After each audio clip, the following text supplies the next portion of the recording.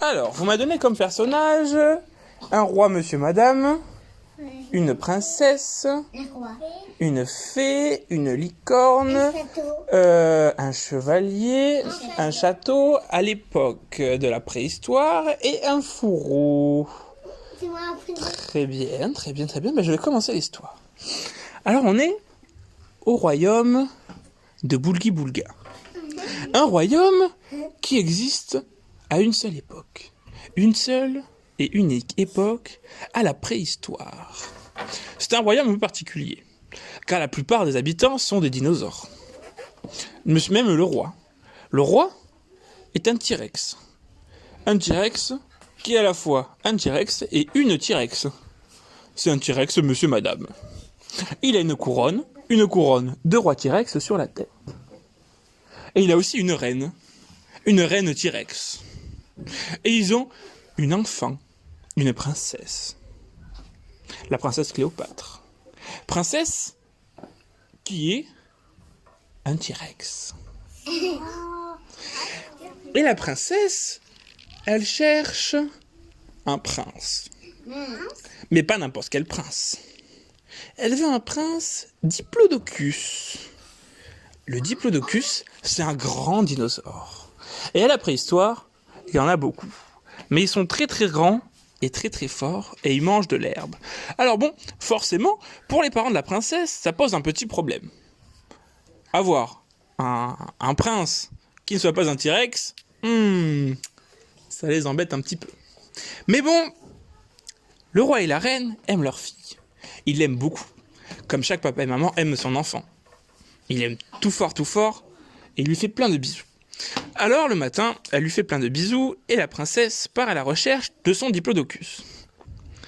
Quand elle se promène, elle traverse la campagne, elle traverse les champs, et elle traverse même des lacs, des rivières, avec plein de dinosaures. Des dinosaures qui vivent dans l'eau, d'autres qui volent, qui marchent sur la terre, et même sous la terre. Et elle se fait attaquer par un groupe de vélociraptors. Mais qu'est-ce que c'est, les vélociraptors ? C'est des petits dinosaures qui sont super rapides et qui mangent d'autres dinosaures. Alors, certes, le T-Rex est plus fort, et plus grand, et plus méchant. Il a des plus grandes dents aussi. Mais ils étaient plus nombreux. Et donc elle est en difficulté. Elle essaye de donner des coups de queue, des coups de griffes, de les mastiquer. Mais, ils sont trop nombreux. Elle ne fait pas le poids. Et c'est là qu'elle crie à l'aide.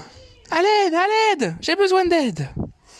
Et qu'arrive, boum, boum, boum, des pas plus forts que ceux d'un éléphant. Qu'est-ce que ça peut être ? Qu'est-ce que ça peut être comme un dinosaure ? Un diplodocus. Un diplodocus qui arrive, qui fait tomber les arbres tellement il est grand. Qui arrive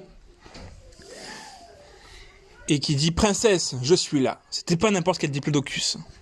C'était Gérald le diplodocus chevalier. Il avait une armure de chevalier. Une armure de chevalier pour dinosaure. Et il avait même un super fourreau. Un fourreau magique. Avec une épée dedans. Une épée faite en bâton. Une épée en bois. Pas commun pour un chevalier. Mais je vous rappelle que c'est une épée magique. Alors il arrive, il est très très grand, très très haut. Et les vélociraptors sont tout petits. Il essaie de les écraser avec ses pieds. Boum, boum. Mais ils sont trop rapides et tout petits. Donc il lui passe entre les jambes. Oh, il faut qu'il aide la princesse. Alors avec sa queue, il donne un grand coup. La princesse saute sur sa queue et elle monte sur son dos. Elle est en sécurité. Mais il reste encore les vélociraptors. Comment va faire ce chevalier pour éliminer ces brigands de pacotille ? Une idée ? Oui. Comment ? En fait, avec sa queue, il va faire pom. Eh oui. Vu qu'il ne peut pas leur marcher dessus, il décide de prendre de l'élan, de mettre toute sa force dans sa grande queue, qui est plus grande qu'un autobus, et de mettre un coup de queue. Et d'un coup de queue, tous les petits vélociraptors s'envolent. Ouh, et disparus. La princesse est sauvée. Elle le remercie. Merci, merci mon chevalier. Mais comment vous appelez-vous ? Je m'appelle Gérald, le chevalier Diplodocus. Un chevalier dinosaure plutôt rigolo. Mais à cette époque, il y en avait. Alors elle décide de rentrer avec son nouveau prince au royaume pour annoncer la belle nouvelle qu'elle a trouvée son diplodocus, annoncer ça à son papa et à sa maman. Vous voyez venir, le papa et la maman voulaient un T-Rex. Et elle leur amène un diplodocus. Comment va-t-il rentrer dans le château? Il est trop grand. Mais comment faire? Ça va pas pouvoir marcher. Mais rappelez-vous, Gérald avait une épée magique. Et avec son épée magique, qu'il sort de son fourreau. Et tic, tac, touc, qui devient très très grand à tout petit. Il rapetit pour pouvoir rentrer dans le château. Alors maintenant, il n'y a plus de problème. Les parents ne peuvent plus rien dire, car il fait la bonne taille. Ils disent oui, mais quand même, ce n'est pas un T-Rex. Et puis, il ne mange pas de viande. Ça va être compliqué pour manger tous les jours. Alors, qu'est-ce qu'il fait, Gérald? Il ressort son épée magique en bois. Et tic, tac, touc, il se transforme en T-Rex.